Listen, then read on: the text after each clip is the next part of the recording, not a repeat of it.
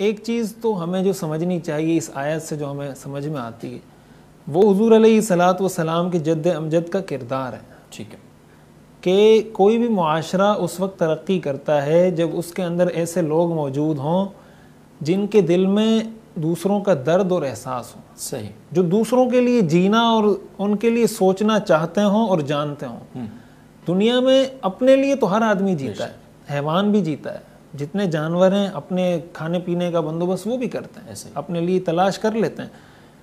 اصل انسان میں کمال یہ ہے، وہ ایک شعر ہے نا کہ خدا کے بندے تو ہیں ہزاروں، بنوں میں پھرتے ہیں مارے مارے، میں اس کا بندہ بنوں گا جس کو خدا کے بندوں سے پیار ہوگا. تو اپنے لیے جینا کوئی کمال نہیں ہے. قریش کو یہ اتنا تجارتی نفع ہوا، اتنا وہ لوگ معاشی لحاظ سے مستحکم ہوئے، ان کے جتنے اکنامکس پرابلم تھے وہ سارے سولو ہوئے. اس کے پیچھے بنیادی کردار حضرت ہاشم کی اس اجتماعی سوچ کا تھا کہ انہوں نے اپنی ذات سے نکل کر اپنی قوم کا سوچا، اپنے قبیلے کا سوچا.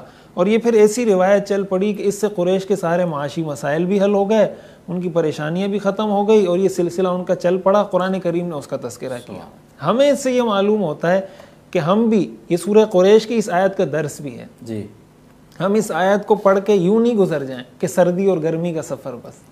یہ سردی اور گرمی کا سفر کیسے شروع ہوا، کس نے شروع کیا، کیوں، کس جذبے سے شروع کیا.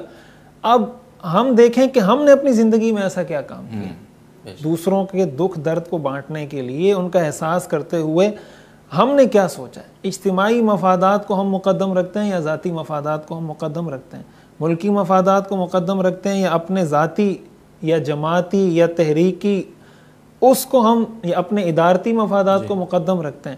تو یہ معلوم اس سے یہ ہوتا ہے کہ کسی قوم، ملک کو ترقی اس وقت حاصل ہوتی ہے جب اس میں ایسے لوگ موجود ہوں جو سوسائٹی اور معاشرے اور ملک اور قبیلے اور علاقے کے اجتماعی مفادات کو اپنے ذاتی مفادات پر ترجیح دیں، اور کوئی سسٹم ان کے لیے وضع کریں، اور ایسا سسٹم ہو جو باہمی تکافل پر یا ایک دوسرے کی کفالت پر مشتمل ہو، کہ ہر آدمی یہ کوشش کرے کہ بھائی میں ان کا پشت بان بن جاؤں، ان کا مددگار بن جاؤں. حدیث شریف میں آتا، حضور علیہ الصلوۃ والسلام نے ارشاد فرمایا ابغونی ضعفاءکم، کہ مجھے اپنے کمزور لوگوں میں تلاش کرو. جی. میری رضا اگر چاہتے ہو تو اپنے کمزور لوگوں میں تلاش کرو. کمزور لوگوں کا مطلب یہ کہ ان کی مدد کرو تو میری رضا تمہیں مل جائے گی.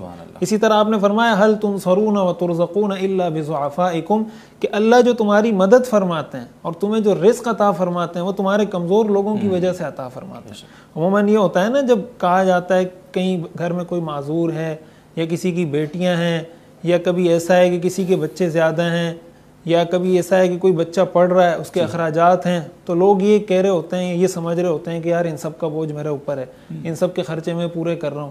تو اسباب کے درجے میں تو ٹھیک ہے، وہ بڑا ہے، سرپرست ہے، کما رہا ہے، لیکن اللہ جو اس کو رزق دے رہے ہیں، تو اللہ یہ فرما رہے ہیں کہ یہ رزق میں تمہیں اس کمزور کی وجہ سے دے رہا ہوں.